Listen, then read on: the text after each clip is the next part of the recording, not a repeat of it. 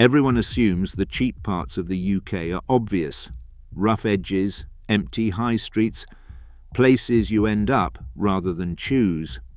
That's the story most people carry around in their heads. London is expensive, the north is cheap, coastal towns are struggling. End of story. Except the map stopped working like that a while ago. Right now, there are towns in this country where you can rent a 3-bedroom house, run a car, eat out occasionally, and still have money left at the end of the month. And they are not the towns people assume. Some of them sit 45 minutes from a major city on a fast train. Some of them are quietly being transformed by investment that hasn't shown up in the prices yet. Some of them have been dismissed for so long that the gap between reputation and reality has become enormous. And a few of them are starting to fill up with people who figured this out before everyone else did. The signs are there if you know where to look. Station car parks that used to be half empty, now full before 8. New build estates rising on the eastern edges of towns that weren't growing 5 years ago. Estate agents opening second branches on high streets where the charity shops used to dominate. Primary school waiting lists appearing where there weren't any. Cafes that didn't exist 2 years ago doing a full house on a Tuesday morning. This is not a list of towns you'd move to out of desperation. These are places where the maths still works, where £1,500 a month gets you an actual life, not just a roof. But every single one of them comes with a trade-off. And the video is going to be honest about what those trade-offs are. Because some of these places are still cheap for a reason. And for a few of them, the window is already narrowing. Start in Kent, just past the point where most London commuters stop looking. Sittingbourne sits on the HS1 line between Chatham and Faversham, 2 towns that have spent years absorbing London overspill and are now priced accordingly. It has always been the less glamorous neighbour, quieter, less talked about, easier to dismiss. Which is precisely why it still works financially in a way that Faversham, with its gastropubs and weekend visitors, no longer does. The train to St Pancras is genuinely fast. That part is real. What surrounds the station is a different story. A town centre that still feels like it's waiting for something to happen. A retail park built around an Aldi and a Costa that replaced nothing particularly distinguished, and new build estates spreading out towards the A2 that are filling up faster than the planners anticipated. The people moving in are not moving there for the charm. They are moving there because the numbers work and the commute is manageable. The twist is that the station itself looks like it belongs to a much slower, much cheaper era of travel, which in some ways it does. The train is modern. The town around it hasn't quite caught up, but that gap is exactly where the value sits. Sittingbourne doesn't sell itself. It never has. That is the only reason it's still on this list. Move north. 14 miles above Nottingham, Mansfield sits in what used to be the Nottinghamshire coalfield, a belt of towns that spent 30 years absorbing the economic fallout of deindustrialisation and became, in the national imagination, a kind of shorthand for post-industrial decline. That image is out of date. Not completely, not everywhere, but significantly. Nottingham's rental market has tightened considerably over the past few years, and the spillover pressure is now clearly visible. Working town remains genuinely cheap by any regional comparison. The employment base is the problem. Most people who live in Mansfield and work professionally drive out of it every morning to Nottingham, to Derby, along the A38 or down towards the M1. The town functions partly as a dormitory, and that means the pressure of daily life goes somewhere else. But for a family who can work flexibly, who don't need to be in a city centre every day and who want 3 bedrooms and a garden without stretching every month. Mansfield still makes the calculation work. The reputation is lagging the reality, which means for now, buyers are still getting a discount on perception. Darlington sits on the East Coast main line between Durham and the North Yorkshire border, a Victorian market town that spent decades being overlooked, despite having rail access that most towns in the north would compete fiercely to own. Leeds to the south, Newcastle to the north, both reachable in under an hour. What's changed in Darlington recently isn't just the usual commuter story. Government investment has started arriving in a more tangible form: civil service relocations, infrastructure commitments, new housing permissions being processed faster than before. A professional demographic is coming in from outside the region, drawn by jobs that didn't exist in the town 2 years ago. The amenities haven't fully caught up yet. That's the honest part. The restaurants and the schools and the GP capacity are all being tested by an incoming population the town wasn't specifically built for. But here is the thing about Darlington. It still prices like the investment hasn't arrived. You can rent a solid family home for well under £900 a month. The train connections are real, not aspirational. And unlike a lot of towns on this list, there is a credible, funded reason to believe the place is heading somewhere specific.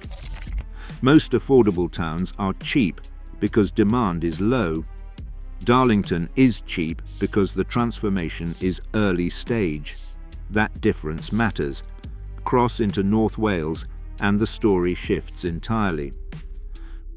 Wrexham is just over the English border from Chester, close enough to Liverpool and Manchester to function as a genuinely practical base, cheap enough to make those cities feel like a different financial universe. Chester, always the more attractive and historically richer of the two towns, has become unaffordable for a lot of young families. Wrexham picked up city status in 2022, and then, in the years that followed, something unusual happened. A football club story brought global attention to a place most outsiders had never seriously considered. That attention brought investment. The investment changed the conversation. Estate agents in Wrexham started getting inquiries from England that hadn't been coming before. New hotel developments started arriving. A tourism economy that barely existed began to take shape. And through all of this, a 3-bedroom rental in the town remained well under £700 a month, partly because the infrastructure is still uneven, the public transport patchy, and the town centre quality inconsistent in places. Crossing the border for work adds layers of practical complexity that people don't always think through before moving. But the core logic is hard to argue with. The price hasn't caught up with the attention, not yet, and the attention is not going away. Grimsby is the place on this list that will make some people scoff, and that reaction is precisely why it belongs here. On the Humber estuary, 30 minutes east of Hull, Grimsby spent decades accumulating a reputation built on decline. Fishing industry gone, food processing as the economic fallback, a high street that never quite recovered, the kind of place that journalists visit to write about everything that went wrong. What that story misses is what's happening offshore. The Humber estuary has become one of the most significant zones for offshore wind development in Europe. That is not a small thing.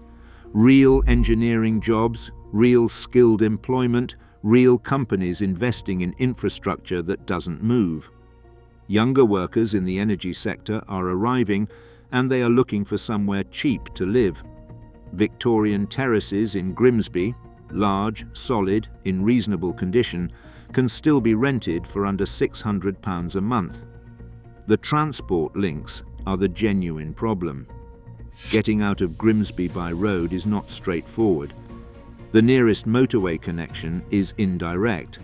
If your work is genuinely local, The maths are extraordinary.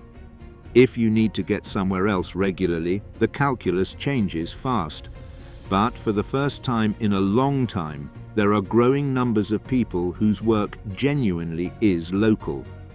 The turbines being assembled offshore are already changing what Grimsby is. Most people are still working from an image that is 10 years out of date. Stoke-on-Trent keeps appearing in national coverage of the UK housing market for a simple reason. The numbers are almost absurd by southern standards.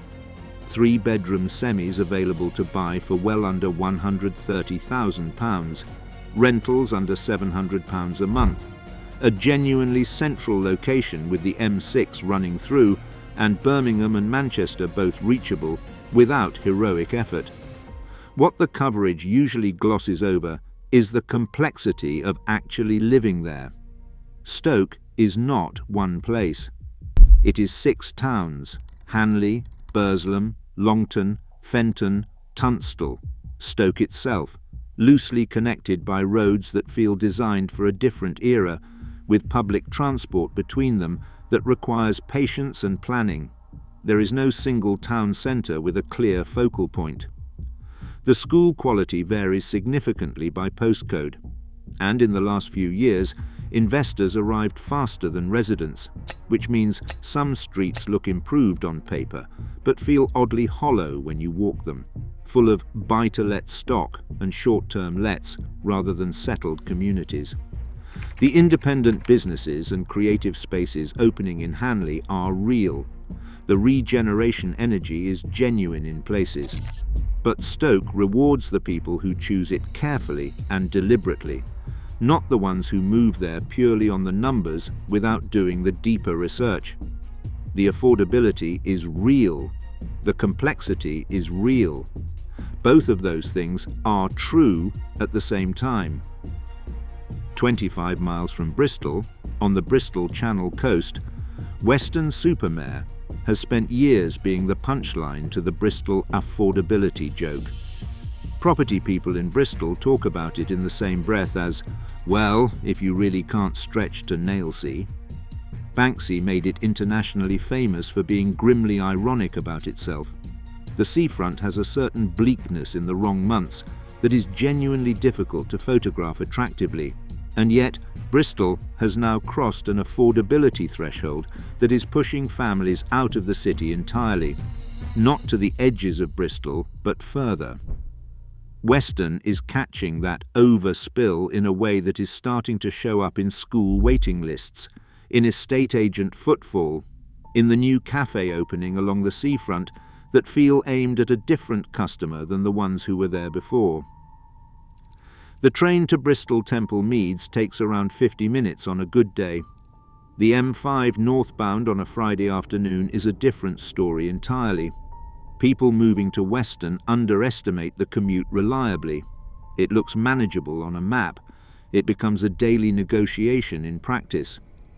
Add the seasonal economy, a town that buzzes in summer and quiets sharply in winter, and the flood risk areas in lower parts of town, and the picture is more complicated than the rental price alone suggests.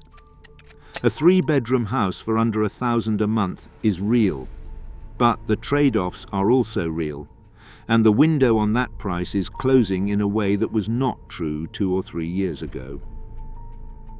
Dundee sits on the Tay on Scotland's east coast, roughly an hour and 20 minutes by train from Edinburgh, and it represents a different kind of story from most places on this list. Edinburgh's housing market has become, by Scottish standards, genuinely brutal. Rents have surged. The city centre is no longer accessible to most young professional households at market rate. That pressure is starting to move north. Dundee's waterfront regeneration is complete, not aspirational, not in progress, done. The V&A Museum changed how the city was perceived internationally, faster than the city changed how it perceived itself. Graduate retention has improved. Tech and life sciences employment has grown. New hospitality and independent businesses have opened in numbers that would have seemed unlikely a decade ago. A two-bedroom flat in Dundee for under £600 a month is still findable. The job market locally is smaller than Edinburgh or Glasgow, and some peripheral neighbourhoods carry genuine deprivation that the regeneration brochures don't feature. The city still leans heavily on public sector employment in ways that limit the ceiling of what it can become on its own. But the work of reinvention has already been done. The investment has landed. The confidence is arriving slowly after the reputation. Dundee prices like the transformation hasn't happened. The transformation has happened. Burnley, in East Lancashire, is the place on this list that will provoke the strongest reaction, and that reaction is part of what makes it worth taking seriously. It sits on the M65 corridor between Preston and the Yorkshire border, 30 minutes from Manchester by road, and it has spent the modern era as a byword for everything that post-industrial England got wrong: cheap, left behind, politically volatile, socially fractured. That version of Burnley is not entirely fictional. Some of it is visible, but it is not the complete picture, and the gap between the assumed picture and the actual one is now large enough to represent a genuine financial argument. Manchester's rental market is no longer functioning well for people on ordinary incomes. The M65 corridor is carrying more commuter traffic than it was 3 years ago. Homes England is actively investing in new housing in Burnley. Independent businesses have begun to open in the town centre in ways that weren't visible before. The terraced housing stock, solid, larger than it looks, genuinely affordable, can still be rented for well under £600 a month. House prices in parts of the town remain under 6 figures to buy. The school quality varies sharply by postcode. Employment locally is limited. Some areas carry visible signs of long-running neglect. These are real. Nobody serious is pretending otherwise. But if the test is purely this, can a working family actually live a full, ordinary life in the UK on £1,500 a month? Then Burnley passes it more convincingly than almost anywhere in the country. Outsiders bring assumptions. Locals carry a reputation. The town is slowly, imperfectly, but genuinely outgrowing. Which brings us to Peterborough, and the reason it sits at the end of this list rather than the middle. 50 minutes from London King's Cross on a fast train, sitting at the edge of the Fens where the East Midlands and East of England meet, Peterborough is one of the fast-growing cities in the UK. It has a large logistics and distribution employment base, a real city-level amenity offer, genuine transport access, and remarkable housing affordability by any southern comparison. A 3-bedroom family home for £1,500 a month is achievable. That is not a rounding error. That is a real number, this close to London. And Peterborough is straining visibly under the pressure of everything that affordability has attracted. New build estates are expanding in every direction. Edge of town, old industrial land, green field sites that were fields 2 years ago. Station usage is rising. GP lists are closed across multiple practices. Primary schools in growing areas are at capacity. The roads that were built for a smaller city are learning to carry the weight of a much larger one. The infrastructure was not designed for this pace of growth, and the gap between the population the city now has and the services that population actually needs is one that local government is managing, not solving. Here is the contradiction that makes Peterborough the right place to end on. The city is affordable because it absorbed growth that other places refused. It took the pressure. It built the houses. It said yes when others said no. And that decision, made over decades, is the reason the maths still work, and also the reason the daily experience of living there is starting to carry some of the same pressures that pushed people out of the cities they came from. The 10 places on this list are not random. they are 10 different versions of the same shifting map. Some of them are cheap because the investment hasn't been noticed yet. Some are cheap because the trade-offs are real and the people moving in are choosing to accept them. Some are being quietly transformed. Some are reviving faster than their reputations allow.